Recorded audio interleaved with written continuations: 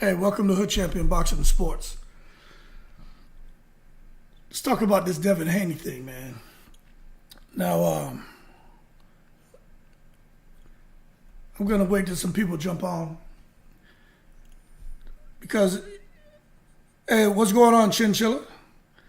Don't be. Let me pause that. Appreciate you joining the chat, man. So, hey, I went back and watched some of the fight, man, but the fight was close. But my question is, when you look at, there's a lot of people, man, from Hollywood to Hollyhood who really feel Lomachenko won that fight, man. And some people say that people are influenced by the commentators. Then there's some people saying, hey, these guys who are saying Lomachenko won the fight don't know a damn thing about boxing. But I'd have to say, man, when you get the majority of people, I mean, it's like, just from what I'm seeing, if I just would kind of just throw a rough percentage out there, I'd say it seems to me like 75% of people who watched that fight feel that Lomachenko got robbed. So the question here is, what do people think? Now, what I'm going to say is, when it comes to Devin Haney, he's a young man. What's going on, Kamani? Appreciate you joining the chat. Devin 84 East Shakir started the Hollywood trolling. Yeah, I don't disagree with you on that. But that 8-4 for Devin. When after I watched the fight, Kamani and Chinchilla, I felt that Lomachenko won the fight. But last night, man, I went back and I watched like the first 3 rounds. And I gave Lomachenko that first round. But when I watched the fight last night, and I got to be honest, man, and I'm just talking solely about that first round, right? Because to me, that first round, when I was watching it live, Lomachenko won it hands down. But when I rewatched it, Devin Haney won that first round.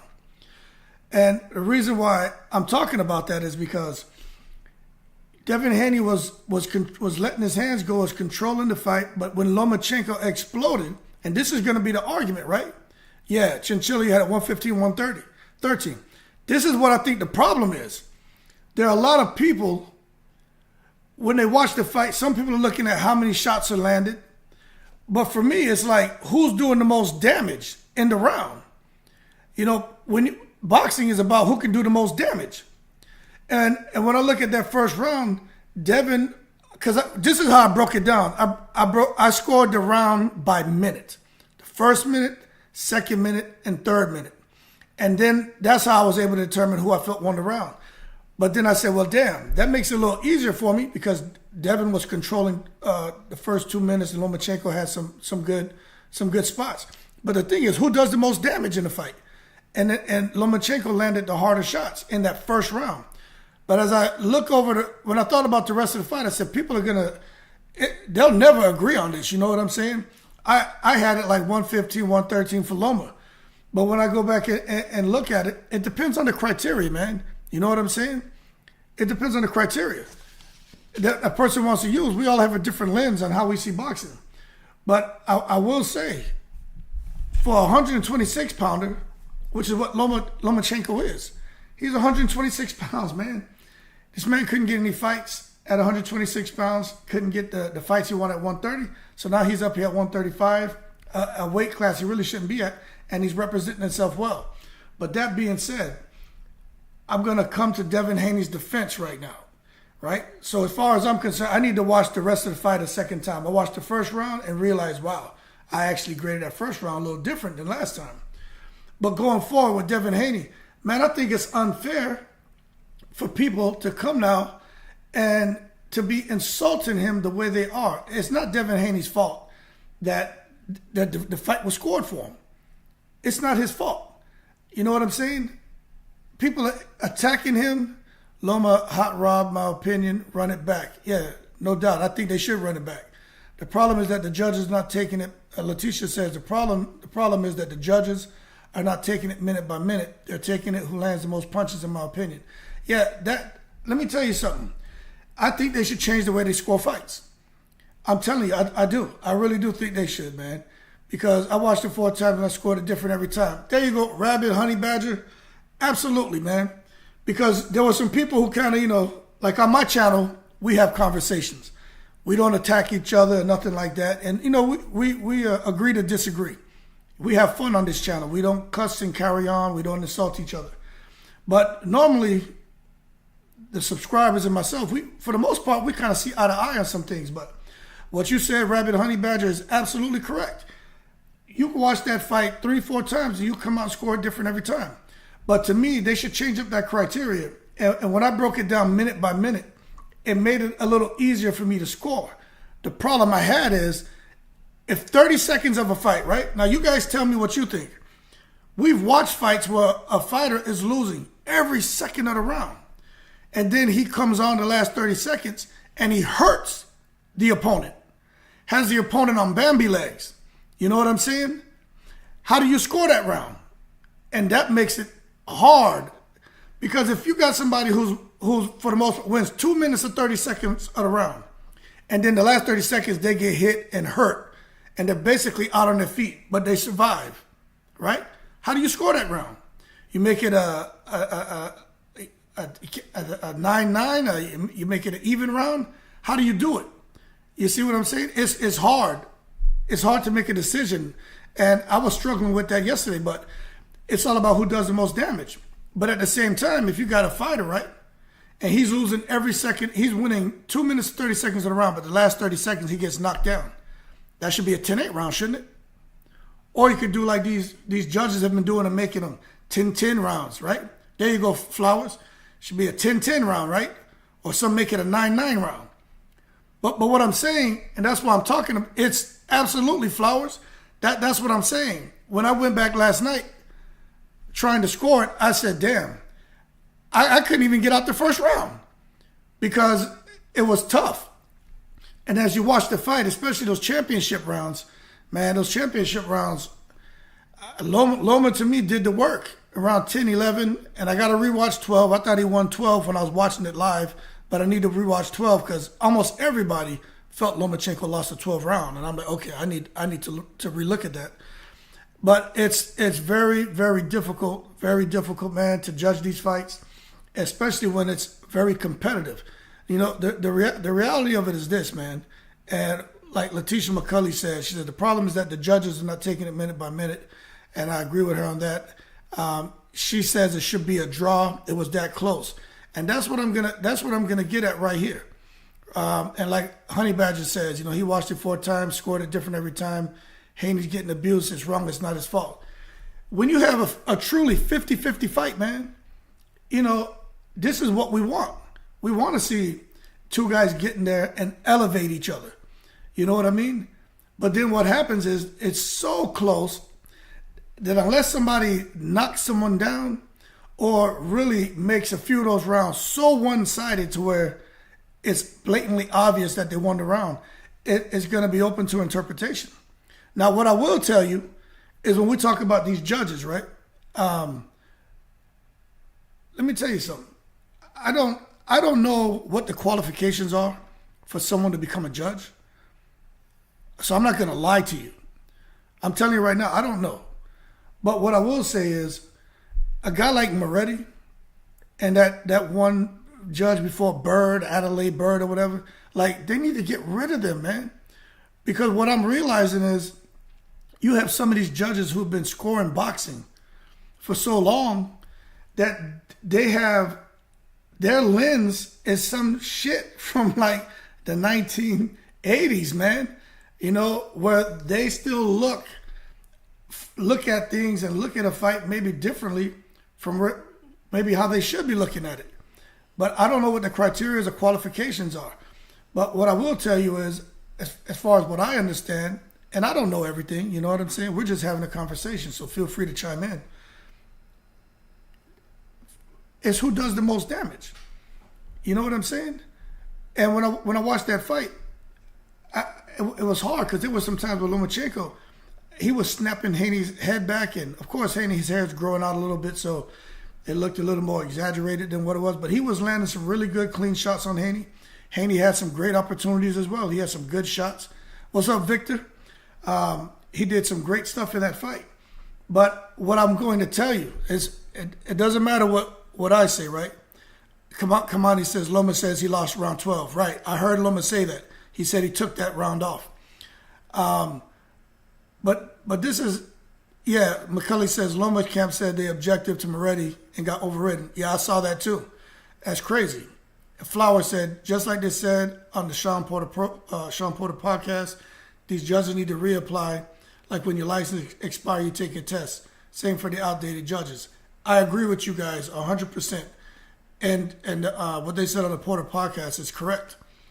But what I will say is this, right? Let's forget what I think, what you guys think as far as who won the fight. We all know that it was a close fight, and everyone's going to see it a little bit differently, right?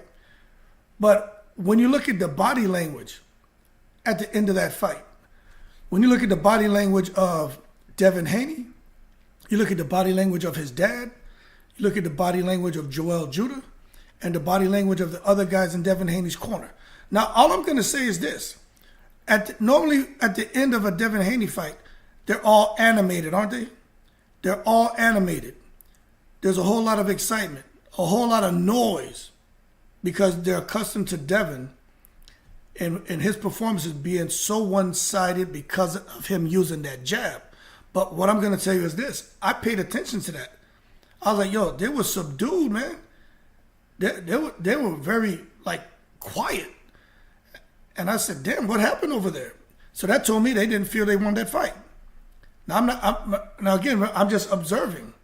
And then when they made the announcement, then you saw that announcement kind of helped to breathe life back into Devin Haney and his team when they announced him as the winner. But that told me that he knew that fight could have gone either way, or that he didn't feel he won. What's up, QT? Victor says, Haney won that fight, not by much, but he won. Loma didn't do nothing impressive to dethrone the champ. Haney was aggressive to them. Body shot was savage. You know what? That's a good point. And when I was reading through the comments on the initial video that I did following the fight, I noticed the body shots during the fight, but I was so caught up in what both of them were doing as far as going up top. But Devin Haney was slinging. It's like a slingshot type right hand he was throwing to Lomachenko's body. You know what I'm saying? And I was like, damn, Devin Haney's getting that right hand off. But Lomachenko just, pushed through it. But he was throwing body shots, landing to the body. And I don't think, not just Haney, a lot of fighters don't get credit for that. But the thing is, they got to be more consistent on the judging. If they're going to give credit for body shots, cool. If not, then, what are we doing here? In addition, with Lomachenko, he was throwing flurries, and I do recognize some of his flurries were more like tickling Devin Haney. At some points with Lomachenko, and I got to be fair, he was landing flurries, but it was more like it was shots to tickle him. It wasn't shots to damage him. You know what I'm saying? But some people were looking at that, and you look at the final punch stats and the fact that Lomachenko threw more shots and landed more. Some of those flurries, the shots weren't very hard. They were kind of pity pat. But there were some shots that Loma threw that were very hard, and he hurt Haney. There were a couple of times in that fight, and it could have just been the fact that his balance wasn't that great, but he looked like he was trying to get out of the way of Loma's shots, and he was bending over. Well, I thought Loma was about to knock him out.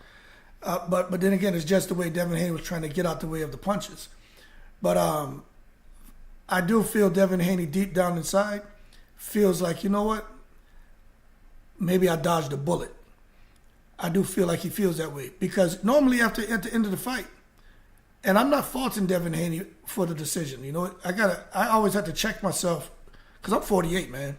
And I believe in building champions, not breaking them down. He's 23, 24, and I don't care what anyone says. He's got some ways about him that definitely need some refinements, but he's a young man. He's got a lot of pressure on him, and people attacking him for things he has no control of. I don't like that. I really don't like that. But I do think deep down he knows, damn, I could have done better. But I really think he tried to bully Lomachenko. I really think that was the game plan. You're bigger than him. He's a natural 126-pounder. Go bully him and knock him out. And when that didn't work, Devin Haney didn't have a plan B. Now, they abandoned the jab. I kind of think Lomachenko took the jab away from him because when Devin Haney would jab, Lomachenko would just dip out to his right, and then he started countering him with a straight left hand. At one point in the fight, it was like death by 1,000 left hands, and that made Devin Haney think twice. But if they were to rematch, right? If they were to rematch, which I don't think they will, I'm going to say I think Devin Haney makes it a little bit easier because he just uses his jab and just makes it Ike Corte type fight. You know what I'm saying? And that's what I thought he was going to do. Make it easy, make it boring. But it looked to me like he tried to spice it up a bit and give us entertainment. Kind of like when Floyd Mayweather fought Miguel Cotto. Floyd Mayweather went out there and fought Miguel Cotto and tried to stand toe-to-toe to him and fight him. And all of a sudden, by it was like 4th or 5th round, Floyd Mayweather's nose was bleeding. And we're sitting there watching this, wondering what the hell's going on. And then Roger Mayweather comes back and says, hey, just box him. Floyd fighting Shane Mosley. We're used to Floyd boxing. He comes in there standing toe-to-toe with Shane Mosley. Almost got knocked out twice in one round. And then he goes back to boxing. So I think with Devin Haney going forward, if there was to be a rematch, he'd get back to making the fights easy and just getting behind that stick and doing what he has to do. But Flowers says Haney couldn't believe he won. And I'd have to agree with that, man. I think Haney was a little bit, he wasn't confident. I put it to you that way. QT says Loma had to do more as a challenger. That's my call out. He was fighting like he was champ. You know what? I'll tell you what, QT. You always hear someone say the challenger has to take the title from the champ. And I think if you look at that fight, who was on the back foot most of that fight? Who was on the back foot? Now, there were times where Lomachenko, he was circling, and that's IQ. That's all that experience he has, okay? But Lomachenko wasn't really going straight back. Lomachenko never got caught on the ropes. But then again, it has a lot to do with his IQ. Devin Haney was going straight back. Devin Haney ended up on those ropes several times. So it's one of those things, you know, who was performing like the challenger, who was performing like the champion. And I think it was kind of going back and forth. They were having some moments in the fight, man, where one guy, Devin Haney, looked like the champion in spurts, and then Lomachenko looked like the champion in spurts, and they were both trying to find a way to win. It says right here, Victor says, but Haney didn't look that impressive, and I didn't like Haney in the last 10 seconds. He didn't try to steal the round. You know what? I like what you say about the last 10 seconds of a round or the last 30 seconds of a round. A lot of these fighters can learn a lot from Oscar De La Hoya. You can say shoe shining and all that crap is what De La Hoya did the last 30 seconds of a round or 10 seconds. But there should be someone who gets up on that apron and slams the apron or whatever and says, or shouts out, 30 seconds. You know what I mean? That way, their guy, if it's a close round, he lets his hands go and can kind of sway the judges to give him that round. But you don't see that happening no more. I'm going to be real with you. When's the last time, for those of you who really watch boxing like that, ever heard somebody shout out to their fighter? 30 seconds, 20 seconds, 10 seconds. It's like they don't do that no more. You know what I'm saying? So it makes me wonder about when they're strategizing before a fight, just how meticulous are they being? Because I think that's very important, especially when you get guys in such a close fight, to communicate with your guy. And maybe that would have helped Devin Haney a bit more, or Lomachenko a bit more, if his corner was shouting that out. Like basically letting them know, hey, if I'm shouting this out to you, that means the round is close. You need to come out here and leave an impression on the judges the last 30 seconds of a round. So yeah, I agree with what you're saying about the last 10 seconds of the round. Letitia says those body shots show that Haney is not a hard puncher. It doesn't matter if you're a Haney fan or not. I think we can all agree that Devin Haney isn't the strongest puncher in his division. And if he's going to 140, which he's talking about, I think Devin Haney's going to struggle at 140. I actually think Devin Haney's going to get himself in trouble at 140 because he seems a little bit chinny. okay? But if he can't keep guys off of him and he can't keep them honest, they're just going to walk through him. And if he can't take the shots of like a Lomachenko or some of these 135-pounders, he's going to struggle up there with the 140-pounders. But then again, maybe at 140 pounds, an extra 5 pounds, his punch resistance is better. Maybe his endurance is better. And maybe he has a little more pop on his shots. But we won't know until we see. But he's about 50% knockouts. His knockout ratio is about 50%. So, that's not really bad. But at the same time, if he can't hurt guys and make them respect him, he's going to struggle at 140. They have some killers at 140. Could you imagine Devin Haney fighting Regis Prograis? I think Devin Haney going to 140, he's watching Teofimo and Josh Taylor. And if Teofimo wins, I think he'll try to challenge Teofimo. But I still think that may be a tall order for Devin Haney as well. But it's kind of hard to go against him because he keeps finding a way to win, whether you agree with the decision this past weekend or not. But that 140 may be the move. I don't think Devin Haney's going to fight Shakur Stevenson next at all. I don't think so. I think Shakur Stevenson will accept. I'm going to tell you what I think. And I'm not saying this to be negative towards Devin Haney or anyone. But I think he's going to, because he's the A side, and because he's the A side, you know how they're going to make it to where everything's to their advantage. But all the demands Devin Haney's going to put on Shakur Stevenson, let me tell y'all right now, and this is my opinion, I think Shakur Stevenson will accept every single demand that Devin Haney makes. Every single demand. I think Shakur Stevenson will accept it. And that's going to put Devin Haney in a position like Usyk put Tyson Fury. Okay, you want what? 70-30 split, 80-20 split? Yeah, that sucks, but no problem. Oh, you want this kind of to ring walk first? You want to take this corner? You want this color? You want these gloves? Okay, no problem. You get whatever you want. And I think Devin Haney's still not going to take that fight with Shakur Stevenson. I watched at the end of that fight when Shakur Stevenson and Devin Haney were going at it, and Devin Haney said, yeah, but I'm number one. And Shakur was like, yeah, but not for long. Let me tell you, body language and nonverbals, that communicates a whole lot. And it told me that Devin Haney, and I'm looking into it, and I don't mind saying something and you guys disagreeing, but it looked like he just wasn't sure going about that fight with Shakur Stevenson. But he could have been exhausted too and be like, you know what, damn it, I just want to get out this ring and go back to this damn locker room and get myself together. But I just think he's going to be damn near impossible. He's going to try to make it impossible for Shakur Stevenson. But Shakur's going to accept it, and Devin Haney's going to go to 140 and try to pick a low-hanging fruit up there. But we just have to wait and see. Victor says, Hood, why is Haney so disliked? Okay, now I'm going to tell you why I think Devin Haney is so disliked, right? Now, we're all adults here. So I think I would hope you guys can respect what I'm saying, because I'm not a guy who just tries to say anything, right? But I'm very particular with what I say. But I'm going to tell you right now, why is he so disliked? I think some people, I'll put it, what I've heard, some people feel like Haney's disliked because he's a young black boxer, right? And that's why he doesn't get the support that he should get.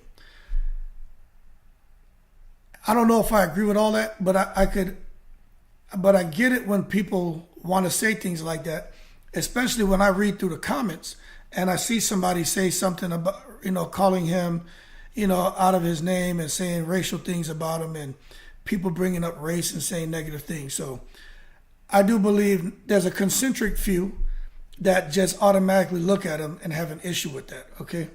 The second thing, I think, because some people don't like Devin Haney, and I'm just going to be real, some people don't think he's very attractive. They just look at him and feel that he's not necessarily like a De La Hoya type face, you know what I'm saying? And I'm not saying De La Hoya is handsome, but you guys get it. A lot of people feel De La Hoya was a handsome guy. Some people feel Ryan Garcia is handsome. And a lot of times, man, the first thing a person sees is your face, and they form an opinion about you. Okay, and some people look at Devin Haney and they form an opinion about him, which I don't think is fair. But that's a reality of the world we live in society. People are very judgmental. So that's the second thing. But I'm going to tell you why I have a little exception with Devin Haney and his dad. I'm going to tell you why I do. And my reasons have nothing to do with that, because my heart ain't made up that way to judge people off that. That shit is crazy to me when people will sit there, man, and just want to hate somebody because of their race, their religion, their gender, sexual preference, economic status, political affiliation. That's crazy to me that you can dislike somebody for that. But the issue I have with Devin Haney, and there's hope for Devin Haney, is the thing about always getting on social media and the cussing and the type of the profanity he's saying. And I just don't think for a young guy like him who's got all the opportunities in the world to continue to do something great and grow his profile and platform, I just think he should, like, who's the person advising him? You know, they're out here talking about the religion and everything, and nothing wrong with that. But it makes me wonder who's advising him. And the reason why I pay attention to that, this is across all fighters. I even talk about, I talk about everybody who gets out there and to me makes an ass of himself. Have people not learned from Adrian Broner? Adrian Broner should be a billionaire by now. But some of the things Devin Haney's doing, he's nothing like Adrian Broner, but I mean, just the profanity, being offensive, those things are turnoffs, man. And I know a lot of people, when it comes to Devin Haney, they already want a reason to dislike him. That doesn't help his cause. Then his dad getting out here and cussing and carrying on and insulting people's wives and the type of things his dad has done on social media, that's not good too. But there's a lot of positive to Devin Haney. There's a lot of positive to his dad. You look at that relationship. Devin Haney's a promoter at age 23. You look at what the foundation is sound. So I think there's definitely a lot more pros than cons to Devin Haney. But the bottom line is, people want to pay attention to the negative, and that's what gets their attention, and that's what they're going to talk about. But I want to make sure that I'm fair when I'm talking about any boxer. And I think there's more pros to Devin. I just think he needs to make some refinements, especially with that language, man. Unfortunately, he's in a big glass house, and people want a reason to dislike him. Like, don't give him any more ammunition. I'm not saying you should let these boxing fans of society dictate how you move and live your life. I'm not saying that. But at the same time, as you grow, you mature, you get more experience, I think he'll start to make the necessary changes to kind of clean up some of the stuff he's doing on social media. And I think that will help him, because to me, Devin Haney should be on all cereal boxes. He should be on Gatorade. He should have endorsement deals. You know what I'm saying? Like, I don't understand what people are, why some of these businesses are apprehensive about getting a young guy like Devin Haney getting behind him. I just don't get it. Kamani says Devin should not have abandoned the jab. No, he shouldn't have abandoned the jab. He should have kept that fight simple. But he wanted to mix it up, and I just think he got a bit of a wake-up call because he wasn't able to bully Lomachenko like he said he was going to do when he shoved him at that face-off. QT says Loma should have mashed the gas and stopped Devin. Yeah, Loma could have, but I'm going to be honest with you. What's up, Jay Reddy? I'm going to be honest with you, man. It seemed to me that Lomachenko, maybe he felt a little bit of the power or the size difference against Devin Haney. Maybe he felt that, because I did notice when Devin Haney landed a couple shots that Lomachenko, he wasn't so quick to really run in on him. Even when Lomachenko had Devin on the ropes one time and he let go of combination, Lomachenko backed off, and I was very surprised that he didn't converge on him and really try to let his hands go and hurt him. He had him against the ropes, and Devin Haney didn't know how to get out of there. You know, he didn't even know. Devin Haney wasn't even clinching this fight that much. But there were some things happening in that fight that got my attention, where it looked to me like there was some roughhousing, more so coming from Devin's side. Now, there's some images that are circulating, and you could sit there, man, and take an image of any video, and you can kind of create the narrative you want that Devin was throwing elbows. So I don't buy into that 100%, but there seemed to be a little bit of roughhousing on both sides and during the clinches. But nonetheless, Devin Haney, Lomachenko, I feel, was maybe he felt something from Devin Haney that he didn't like, and that's why he didn't want to sit there, although he had Devin on the ropes, and to try to maybe go for the stoppage, because Devin was still catching Loma with some counters, very, very clean counters, man. QT says, that's why I can't cry for Loma. He robbed himself. Well, you know, in boxing, you know what we say, right? When it goes to a decision, a fighter loses his right to complain about the judge's decision when he doesn't stop his opponent. And that's just a fact, man. Lomachenko, in my opinion, although when I watched it live, I thought he won. I even said, you know what, you lose your right to complain. Because, you know, when these fights go to the judges' scorecards, you just don't know what direction it's going to go. D-Man79 says, Haney will not give Loma a rematch. You know, he lost that fight. It was a draw. Yeah, they're not going to give Lomachenko a rematch. But what I will tell you is I'm always out here talking about the secret society.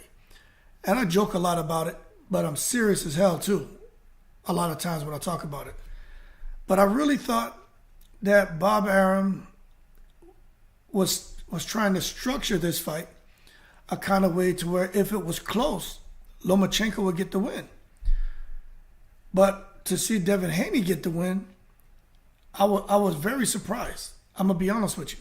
Now, I'm going to read through the comments, then I'm going to come back to that thought, all right, about Secret Society, Lomachenko, and Devin Haney, and why I was shocked Devin Haney got the win. Okay, Victor says, yeah, hood facts, Oscar did that. Yeah, it's true. Victor, all these fighters at 140 can't compete. 140 got monsters. Yeah, they got some killers up there. Conejo Bueno, no revenge, fight with Tank. I bet you Haney get knocked out. Fight Shakir and he'll lose. And nobody gonna bet you $1,000 Conejo Bueno, because I think we all agree if Lomachenko can land that left hand the way he was landing that left hand against Devin Haney, Tank will tranquilize him. Okay, simple. Victor said fighters at 135, yeah. All these fighters at 135 can't compete at 140. Yeah, 140 is just a different world, man. Victor says Matias will be ducked by a lot of fighters. Yeah, he's going to be ducked. But one thing I'll tell you is Matias is left-handed, and he fights orthodox. But if they recognize he's left-handed, they can take that jab and hook away from him, just like Benavidez did that to Caleb Plant, and Matias could be a sitting duck. Omar Williams says Devin did not lose that fight. Hey, some people agree with you, Omar. Some people feel he didn't lose. Some people felt he lost, and that's why we're having a conversation. And basically, we agree that it just depends on, everyone has a different lens on how they see the fight. Everybody looks for certain things in each round. Some look for who does the more damage. Some look at the body shots. Some look at who lands the most punches, the cleaner shots. So there's really no standard. You know what I'm saying? Everyone can watch the same fight, and you can have 10 people watch the fight, and none of us will see the same thing. It's just how it is. Kamani says, Devin and Shakir are friends. They've always been a weight class apart. Yeah, I know those guys have known each other from the amateurs. They've always been buddies. You see the pictures of them as kids floating around. So, yeah, and they've sparred a lot, too. Hong Fam 90 says, Haney should have stopped Loma, too. Yeah, I agree. That's a great point. Haney, you would think he would have been able to stop him.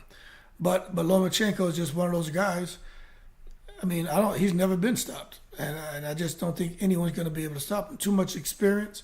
He knows when to get out of danger. He knows if he's fighting inside, he can go mid-range to fighting on the outside. He can change distances. He goes out on angles. Lomachenko is he's just a handful for anybody, man. And that's just be real. Omar Williams says Devin wants to fight everybody at 135. Hey, 135 is a stacked division, man. I tell you what, Devin Haney right now, I think Shakir beats him. I think Tank beats him. I think, what's his name? Jermaine Ortiz, which is a name they keep talking about. I think Jermaine Ortiz gets him. Forget that. I think Frank Martin beats Devin Haney. So I just think Devin Haney's, and man, I don't mean this in a negative way because he's a young man, but I'm going to tell you this. I think he's he's elite at 135, but he's the weakest elite fighter at 135. And I know that sounds kind of crazy. How can you say he's weak and elite? Because I'm racking stacking the elite. Now at 135, I got Tank, I got Shakur, I got Frank Martin, and then you got Devin Haney. Out of those four, and Ryan Garcia's moved up. I got Devin Haney underneath those guys, and yeah, he got the belts, but it's just my opinion. I don't think Devin Haney will beat those guys. Okay, but I think it makes for a good fight. But if he sticks to his jab, he makes it interesting. But a guy like Tank sets traps, and at some point, Tank is going to get to him, and I think Tank tranquilizes him. Letitia McCulley says, my opinion is that Haney is not so liked in the boxing community because he doesn't come over as a complete fighter, even though he holds the belts. That's a good point, too. I think the fact is the way he got the belts, which it's not his fault. Lomachenko chose not to fight Kambosos. He chose to go fight for his country. And Devin Haney went over to Australia, took a horrible deal, which he deserves to be commended for believing in himself. And he went over there and clipped Kambosos twice. And some people aren't rating Kambosos. They felt Teofimo was the better fighter, but Teofimo fought the wrong fight. And as a result, the stars just lined up for Kambosos. And the same way they feel like the stars lined up for Kambosos, they feel like the stars lined up for Devin Haney. And now as a result, Devin Haney's walking around here as an undisputed champion, and he's not the best fighter in the weight division. But it's not his fault that the stars lined up that way. But I think that's a good point too. In addition to the aforementioned, is that some people are looking at that as well. Like, hey, he really shouldn't be the guy with the belts, but he is. So it is what it is. Victor's sad that Haney is well-spoken, raised in a family environment and well-spoken, disliked. But Tank, Rolly, and all these ghetto dudes get all the love. Shaking my head, but having class is not. You make up a good point, man. You bring up a good point. But that's what we gotta understand. It's even like me having this YouTube channel. Let me tell you something. The majority of the people who come in here and leave comments, the majority of them, man, they're probably cut from a cloth a little bit different from me, and they're younger than I am. So I gotta understand with some of the comments what I'm dealing with. You know what I'm saying? I really gotta understand that I'm dealing with a different mentality. And I think what you see these guys getting behind Tank and Rolly is because, one, I think we all have a good sense of humor, and we like the shock and awe. But this younger generation and this younger crowd, they kind of get behind that crap. You know what I'm saying? And I don't agree with it, but it is what it is. But as they get older, you see they'll kind of drift away from that nonsense. Letitia says, I think that is because, for example, people view Tank as a complete fighter despite his disgusting mouth and behavior outside the ring. Yeah. Nobody, when you set everything aside and you look at skills paying the bills, nothing goes overdue when it comes to Tank Davis. All his bills getting paid up front. Victor says that Letitia in the hood filters praise, classism is not facts. Yeah, that's true, man. The most ridiculous you are, the more respect you can get. That's crazy. Mills, what's going on, champ? He almost got Haney out there in like the 11th. I think Haney was just about to gas. Could be the weight drain. Yeah, that's what I was saying. When I was watching it, I was like, damn, a couple of times it looked like he was about to get Haney out of there. McCulley says that Victor's sad, but utterly true. Mills, yeah, she said good morning to Mills. Victor says Haney and Shakur calling everyone out at 135. Tank ducking Haney and Shakur, but everyone's saying he's the boogeyman at 135. I don't know if Tank is ducking anybody, man. But what I will say is Tank has been guided by Mayweather. Mayweather is about his money. And for Tank Davis, I think reality is going to hit Tank real quick. This 800,000 to 1.2 million in pay-per-view buys that happened between Tank and Ryan Garcia, people, let's understand this. That's not going to happen for Tank Davis' next fight, especially if he fights Isaac Pitbull Cruz. Okay? So when Tank Davis goes out here, and I'm wishing all these guys do $1 million pay-per-view buys. Like, I'm rooting for them. But the reality is, Tank Davis and Pitbull Cruz is not going to do, it's not even doing 500,000. People aren't giving Ryan Garcia the credit he deserves for that pay-per-view event selling. You got to have the right dancing partner. So I think it was a complimentary relationship between Tank and Ryan, and that's why the pay-per-view numbers did what they did. But as far as Tank not fighting Haney next, hey, I'm going to be honest with you. I can't even understand why Tank wants to fight Pitbull Cruz. His team and them saying that. But I get it that he's being guided by Mayweather. Go out here, basically do like Mayweather did against, Castillo and did against Maidana. People feel like I lost. Well, I'll come back and show them that I'm the better fighter. But I don't think that was really the case. Tank beat Pitbull Cruz pretty damn convincingly with one hand. So to come back out here and fight him again, I honestly don't understand. I honestly don't understand why they're doing it. To me, when you look at Tank and where he is over the WBA and having that title, although Devin Haney is a super champion, that should be the fight to be made right now. Tank and Devin. So we'll see how things play out. But I can understand how someone's saying Tank is putting some duck sauce on the fried rice. You know what I'm saying? Because he should be fighting Devin. But we'll see what happens. I'm sure you guys, if you look at how fights have gone over the last year, who we think's gonna fight, don't fight. Who we don't think's gonna fight, ends up fighting. Man, I don't know what's gonna happen. I'm just being real with you. I have no idea. Mills is telling Kamani, man, too much shade for them to be friends like that. I think they're cool like associates. I think they were friends, but in this boxing business, you can see that friendship, it ends up going from being friends to just being cordial. And a good example is the fact that Jermell Charlo and Earl Spence, if you watch these guys when they interview both of them, you can see that they're friends, but you can see there's a certain competitiveness in them to where that friendship, that brotherhood, that lion-only bullshit, right? All that goes out the window. And then they go to being cordial to possibly being, frenemies, fight and make some money, and then they go back to being cool. But once you fight somebody, especially if you're out there trying to hurt them, I can't see y'all being that cool after that. You know what I'm saying? Mills says, I've never been a big fan of Haney. Yeah, he got some things to work on, but we're going to see. Now, I'm going to get to what I was saying about the secret society. Hey, how many of y'all felt, and then Flowers, I'm going to pick up at your comment after I say this real quick. How many of y'all felt like they were going to rob Devin Haney in that fight when Bob Arum came out and said you'd be a fool to bet on Devin Haney if you want to win money to bet on Lomachenko? When he said that, I thought that was crazy for him to come out and say that to the world, that everyone should bet on Lomachenko. But we know Bob Arum is pro-Lomachenko. He's gone on record and said he loves Lomachenko. I've even seen him kiss Lomachenko on the cheek. So Bob Arum and Lomachenko have a very close relationship. I don't agree with that. I think it's unprofessional. At least don't do it in front of the camera.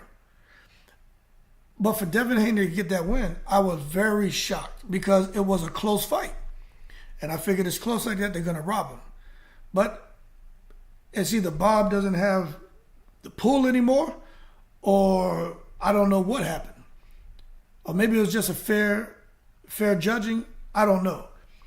But I do know that one judge, to see those judges and how they scored those rounds, that shit was all over the place.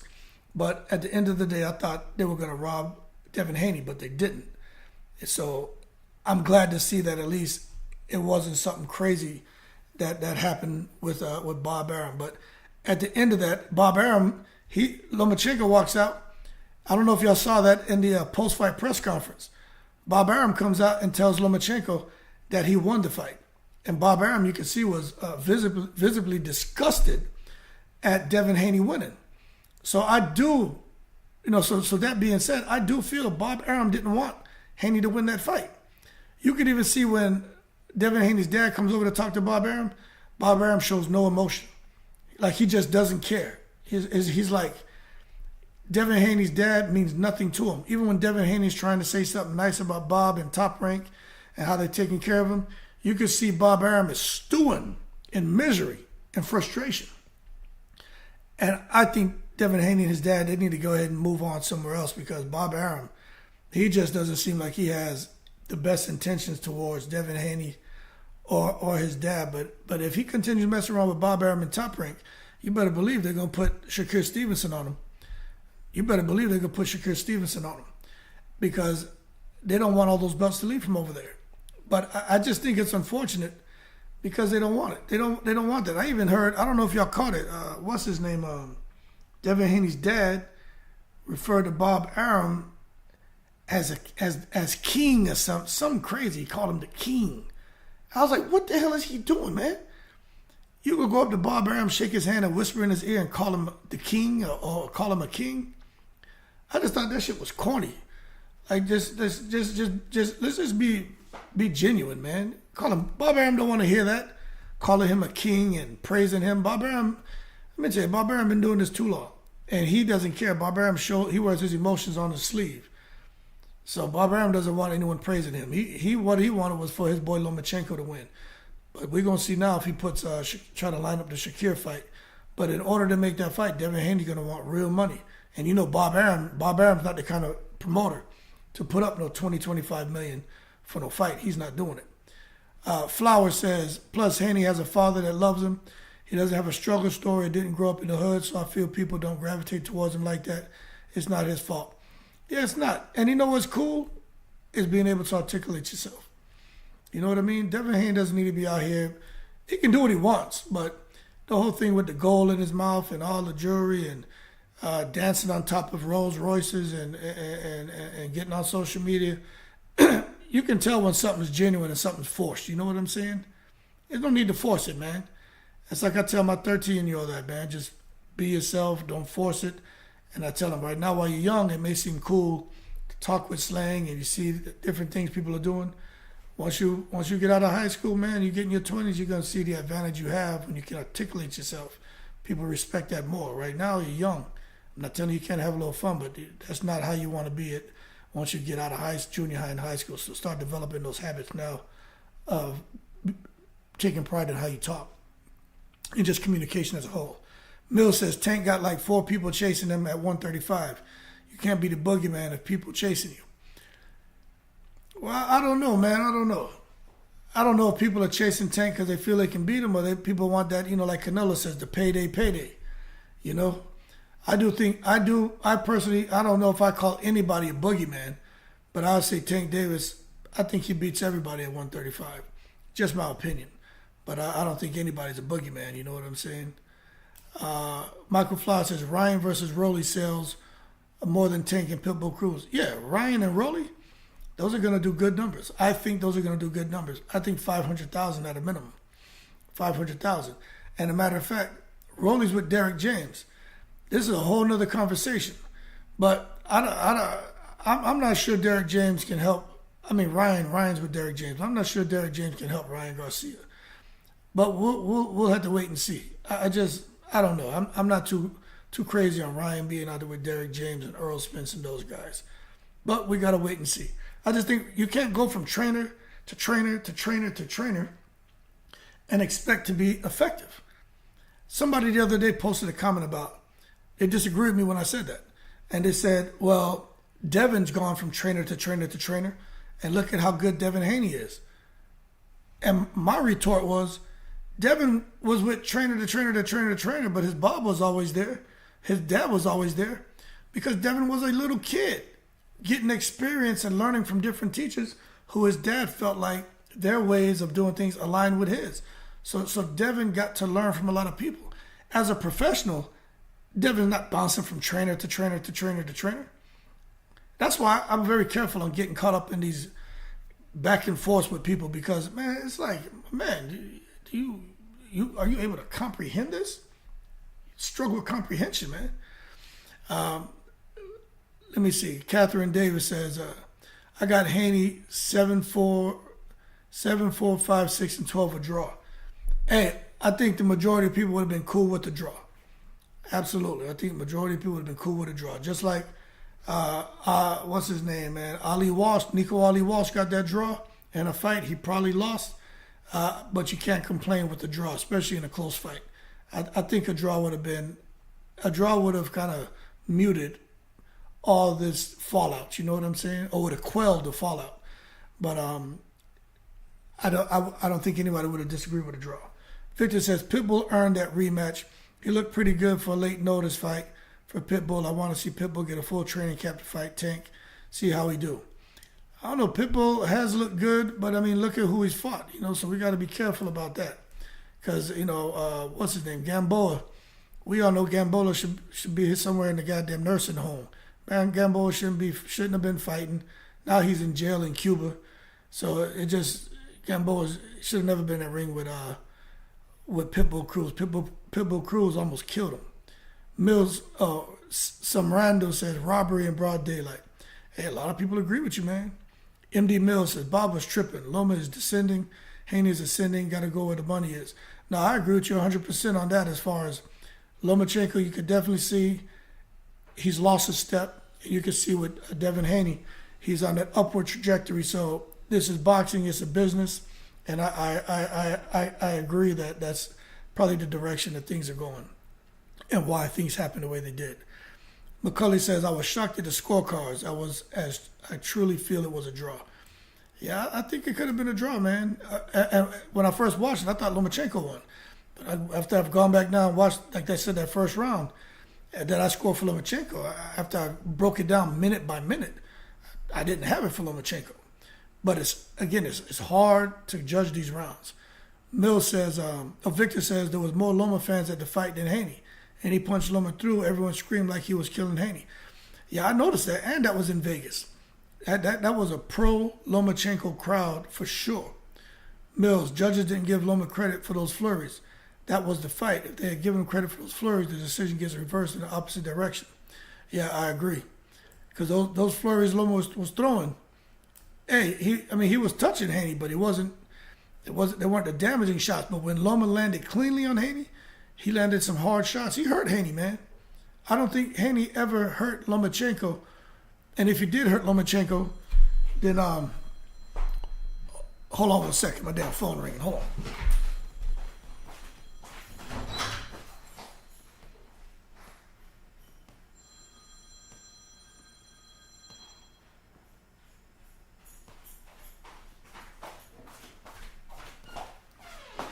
Yeah, my bad, man. My wife's a nurse, so she in there sleeping, you know what I'm saying? Let me turn this ringer off. She worked those damn late shifts, man. I can't have this damn phone waking her up, man. But we were saying here about those flurries. Yeah, Lomachenko landed some hard shots. I thought there were points where Lomachenko was going to knock out Devin Haney. But I don't know, but it is what it is. McCulley says the secret society is pro-Haney, in my opinion. On that night, I'd have to say the secret society was for Devin Haney. I'd have to say so, no doubt. I was wrong, man. I wasn't wrong about the secret society, but I for sure thought they were going to rob Lomachenko. Rob Devin Haney, but they didn't. So he goes on to fight another day. It is what it is. Mills says if they rematch, Haney should just stick to the outside, jab and clinch all night. He tried to fight an eye-pleasing fight, but the fans didn't appreciate it. No, they didn't appreciate it. And what that should tell him and his dad is to not worry about these fans. Don't go in there and get yourself killed trying to please the fans. You know what I'm saying? Just keep winning. It's like when Mayweather fought Miguel Cotto, trying to please the fans and got busted up. Don't do that. If you can win the fight off your jab alone, let me tell you what, people will at some point really start to appreciate you. Now, especially if you've boxed before. To come into a fight and just basically corte somebody, Winky Wright him. Winky Wright would win fights off his jab alone. Ike Corte, the bazooka jab. To have a jab like that, Mayweather, another one. People will eventually start to really respect you. And as far as the clinching, you know what? Clinching is part of boxing. People can have an issue with Devin Haney clinching, or people to this day still talking about Mayweather clinching. Clinching is part of boxing, man. And holding is part of boxing. Punching, punching out the clinch, punching on the brakes the referees say, hey, punch it out or whatever. Then that's just part of boxing. You know what I'm saying? So I don't think they should sit there now and change what I think is a winning recipe. I don't think they should do that. But I think the next fight, they're not going to do that because he's not going to be in there with a smaller fighter. I think the fact that Lomachenko was so small, that's the reason why Devin Haney and his dad tried that approach. Catherine Davis says, Loma, rounds 10, 7, 8, 9, 10, 11, 12 draw. Not a fan of either fighter. Loma landed clearer punches up top, just like Devin went to the body. I see a draw. Loma hurt Devin round 9. Yeah, he hurt Devin in those rounds. And you know what's so cool about this chat? Is you see some people feel Haney won. Some people feel Lomachenko won. Some people feel that it was a draw. And then you got some people who are like, you know what? I need to go back. I've watched it 4 times and I scored it differently every time. And you got people like me who felt Lomachenko got robbed, then went back and watched and just watched the first round a second time and realized that the way I scored the first round, the first fight, I scored it. The first time I watched it, I scored it differently the second time I watched it. So I just think, I don't know if it's necessarily a robbery, but I'm going to take time when my kids are in school today and I'm going to watch the rest of the fight. And I'm going to score it to see what I come up with. And I'm trying to be fair, but the way I'm scoring the fights, and this is how I'm going to do it from now on. I've never done it like this. When I score a fight now, I'm scoring it by the minute. I break down the first round into 3 blocks. The first minute, whoever wins. Second minute, whoever I think won that minute. And then the third round, whoever I think won that minute. And whoever has the most, whoever I put in those blocks, if they get in 2 of the 3 blocks, then to me, they win the round. If you win 2 minutes on the round, you win the round. Now, if somebody gets hurt and wobbled, not knocked down, but just hurt and wobbled, I'm going to put a question mark by it. Because how do you score that round? If somebody wins 2 minutes or 2 minutes and 30 seconds of a fight, but the last 30 seconds they get hit and wobbled, and they're all over the place, but the guy can't finish them off, how do you score that round? And that's what makes scoring these rounds very, very difficult. Very difficult. Victor says, Bob Arum said Loma is better than Ali and Sugar Ray Leonard. Arum wanted Loma to be the opposite of Ali in the sense Ali didn't go to war. Loma did, and coming back to win undisputed. Oh, hey, I didn't even think. I know what Bob Arum said about Lomachenko and saying he was better than Ali and Leonard. I remember that. Bob Arum took it to the stupid. Okay, no doubt about that. Bob Arum didn't hold back. He didn't hold those horses. He took it to the stupid. But you just say something that's very interesting. If Lomachenko went to war to fight for his country, right? And I talked about this in another video, but the way you tied in the whole thing about the comparison to Ali, I didn't think about that. But so you got Ali, you got Lomachenko. The whole universe loves Muhammad Ali for not going out there and supporting the war. Okay, then everything that happened to Ali, then coming back and winning the championship, right? But people today, as of today, is more of what he stood for. But back then, a lot of people didn't like Ali. But if Lomachenko would have gone off, well, he went off and he fought in the war for Ukraine. But if Lomachenko would have came back and he would have beat Devin Haney and became undisputed, Lomachenko would be out of here. He'd be out of here as far as endorsement deals, book deals, movies, anything you could think of. So Victor, what you said, coming back to win undisputed, man, that would have been a hell of a story, man. That would have been, and you know what? I didn't, because you know what they would have done? Now, I don't have a crystal ball. It's just my opinion. But I feel, no kidding, they would have tied that in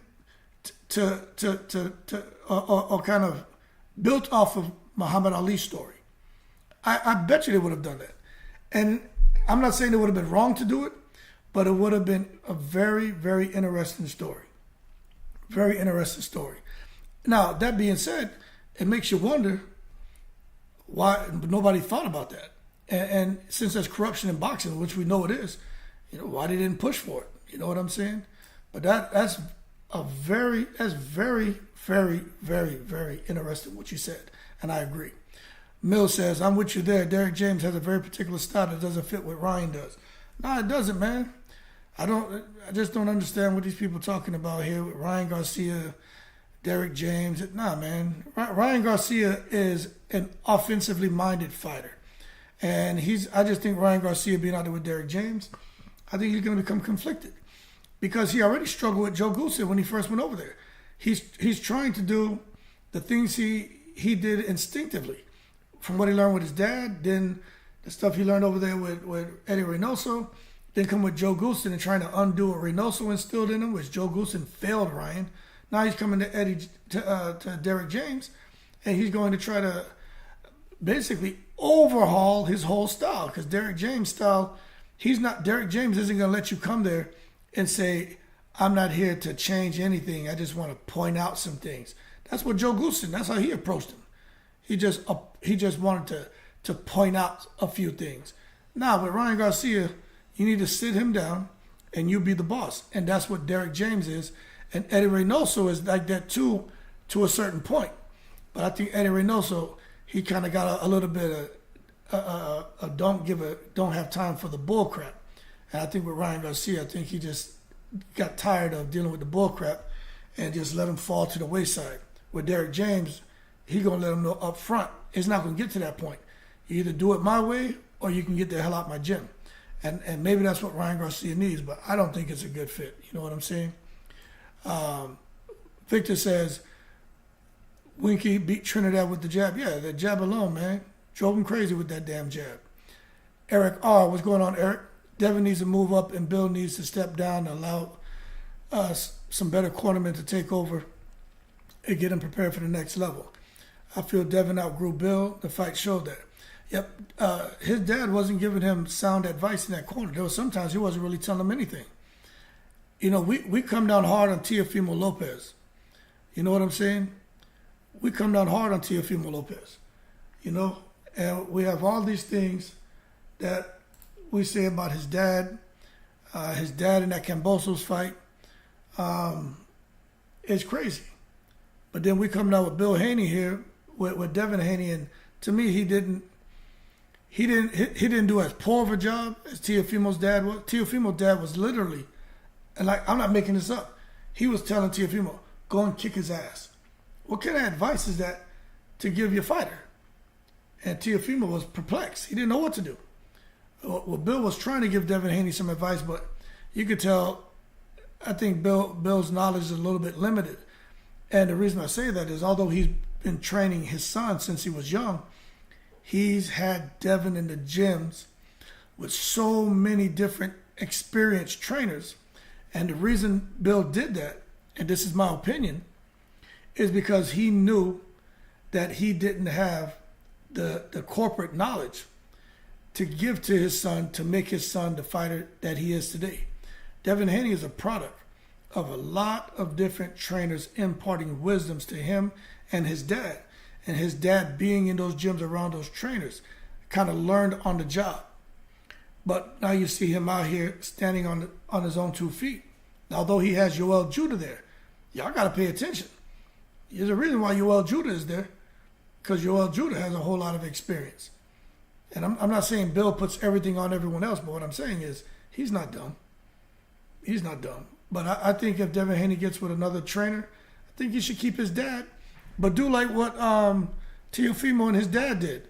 Teofimo's best wins, in my opinion, were Richard Comey and Lomachenko.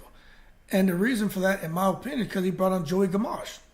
His dad was still there, but Joey Gamache had everything to do with those wins. Gamache left, and now look, Teofimo's out here just totally in the breeze. And he can't get a knockout. He can't get a definitive victory. Plus, he's at 140 now, so that probably has something to do with it too. But he doesn't look as sharp as he looked when Gamache was on the team. And for Devin Haney, I think he should keep his dad. Don't get rid of your father. That's not what you don't want to be like Shane Mosley and do something stupid and just get rid of your dad. But bring somebody else on. They got enough money. And pay someone else on who can enhance the team, who can elevate them. But I agree. I think it's time for him to get somebody else to come in and try to help elevate him.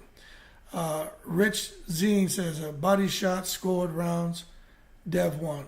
Yeah, we talked about that, Rich, man. Those body shots, they mattered, but sometimes I think body shots get overlooked. But Devin was throwing a slingshot like right hand and landing hard shots to the body. Eric R, definitely not a robbery. Try watching and scoring with the volume off. No, I did that last night and watched the first round, and I would encourage everybody, watch that fight with the sound off and break it down by the minute. Break it down by the minute.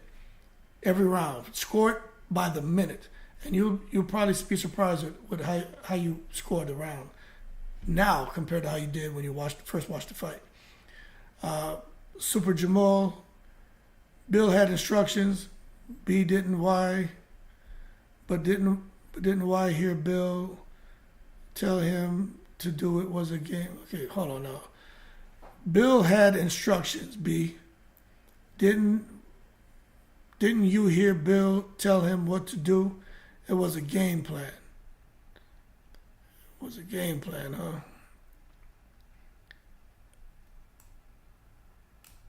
Yeah, I could barely hear what Bill was telling him, man. Rich Dean Haney was aggressive in the inside and mid range. Loma was effective on the outside. I mean, I think Haney on the inside, they both had success, but Haney was definitely landing some good shots on the inside too. I gotta rewatch the rest of the fight. But just looking at it, I just think when Loma was letting his hands go and landing the cleaner shots, it just stood out more. And I gotta understand, man. I mean, I gotta be fair. You know what I'm saying? And be real with it. I need to watch it the rest of the fight. I watched the first round. I scored the first round different the second time, so I need to rewatch the fight to rounds 2 through 12 and see what I come up with. Rich Dean, Haney won. Most people think Lomachenko won that fight, but there are a lot of people who feel Haney won, and I do think anyone who feels like Lomachenko won that fight should go back and watch it with the volume off. I will say that. Mill says Haney underestimated that grown man's strength. Hell yeah, he did. They really thought they were going to have a little simple guy come in the ring that they could bully, and he wasn't able to do that. And I think, matter of fact, I'm going to tell you, I think Lomachenko did more damage than Haney. People keep talking about Lomachenko's face. Well, we got to understand, man, his complexion is the bruising going to show up. But Devin Haney's ass was bruised up pretty good too. He had those glasses on for a reason. So I think Lomachenko inflicted more damage on Haney. That's just my opinion.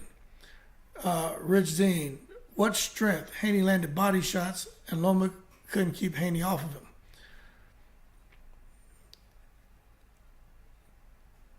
I don't know. I just think I think people are gonna just have different opinions on this, man.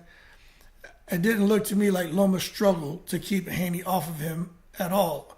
Now I gotta rewatch it, but when I was watching the fight, not at any time did I see Haney on top of Lomachenko, and Lomachenko backed up in the corner somewhere, curled up on the ropes. That's not what I saw. So I'm not. When you say Loma couldn't keep him off him, yeah, I don't know. I'm gonna rewatch the fight today, but that's not what I saw. Mill said they hated Ali all at that time. That's a detail a lot of people overlook. America loves you when you become a toothless lion. That's true, man. Victor Hood, and I don't want to bring race, but it would have been demonizing blacks and putting the white knights as the hero. Ali would have been the villain and Loma the white knight. No, we're adults here, so we can have those conversations. I definitely think that some people would have interpreted it that way, So yeah, man, we have conversations. This isn't no young people channel where we sit here and insult each other. That's the reality. Anybody who says that those things don't happen is crazy. No, it's true. I definitely could see what you're saying, where Ali would have been the villain and Loma kind of like, what's good, the good guy who's good for the company and one guy's bad for the company. So I agree with you. That would have been Aaron payback to Ali for leaving him to go at King. Hey, Don King was something back in the day, man. He still is. He got Adrian Broner. They're getting ready to fight soon. That's going to be an interesting fight. Kamani, Devin needs a Derek James. So the question is, since I think the majority of us feel that Devin Haney needs to bring someone else on his team, not get rid of his dad, but get someone else onto his team, right? Who do y'all think he should bring onto his team? Because when I think of Devin Haney, I would almost say like a Roger Mayweather, a Floyd Mayweather. I don't know about Floyd Sr., but he's worked with those guys. But he kind of has, and I'm not saying he's Mayweather at all, but he's kind of got that kind of style, you know. But for Devin Haney to go to Freddie Roach wouldn't be a good fit. Manny Robles wouldn't be a good fit. Derek James, maybe. Bomac, I don't know. I'm not really sure what trainer would be a good fit for a guy like Devin Haney. But if anyone, I'd say it had to be something, maybe Kenny Porter, because he's worked with Kenny Porter as well. So I'm not sure who could come in and help Devin Haney. But I don't think I think it's someone that is more he needs someone in that corner, so when in between the rounds, who can sit there, who's downloading what's happening and knows exactly what needs to be done. Maybe Malik Scott's a good fit. Although Malik Scott's not really proven, Malik Scott's a good trainer, man. I listen to stuff that he's saying. He's smart.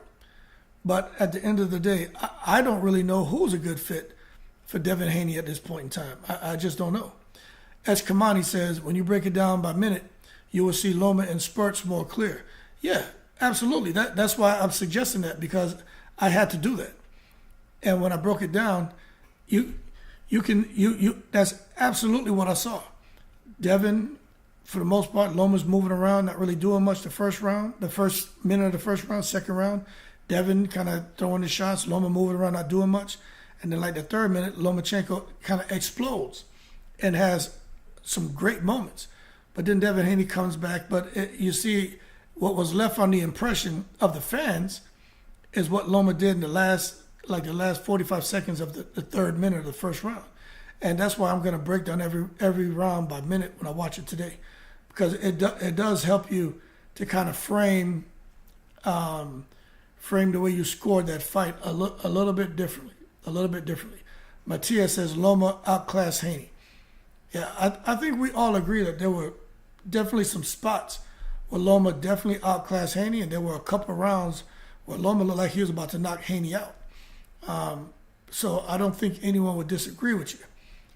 Now, I think the disagreement would come if you say Lomachenko outclassed Haney every single round. There was one guy who said he had it 118, 110 for Lomachenko. Now, I'm going to tell you this. I'm not one to tell someone they're wrong when it comes to how you score a fight, okay? Because we all see it differently. But for that guy, I have to say, hold your horses. Let's not take it to the stupid. That wasn't no damn 118, 110 fight for anybody. But there was one guy in my comments, man, he was arguing tooth and nail that Lomachenko won the fight 118, 110. Now, come on now. We know nobody won no damn fight 118, 110, man. Eugene Abruitt says Devin's problem is he has no power and not good enough defense. If that's going to be his style, just winning by pure boxing and winning on points, he needs to work on his defense. I was trying to watch the head movement of Devin, and you know what I think with Devin and what he's been able to get away with? I'm not saying he's Roy Jones Jr., but Roy Jones Jr.'s defense was his offense. Ability to counter, his timing, and his raw athleticism. Now, I'm not saying Devin Haney is Roy Jones Jr., but I was watching Devin Haney's fights. He's not a guy with a whole lot of head movement.